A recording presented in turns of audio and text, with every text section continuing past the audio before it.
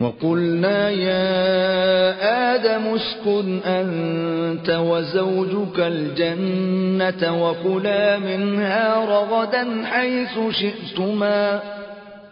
ولا تقربا هذه الشجرة فتكونا من الظالمين فأزلهما الشيطان عنها فأخرجهما مما كانا فيه وقلنا اهبطوا بعضكم لبعض عدو ولكم في الأرض مستقر ومتاع إلى حين فتلقى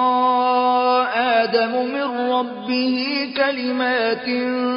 فتاب عليه إنه هو التواب الرحيم قلنا اهبطوا منها جميعا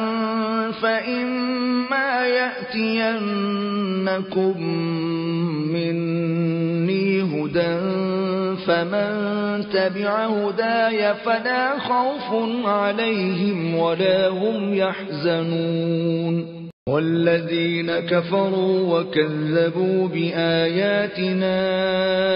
أولئك أصحاب النار هم فيها خالدون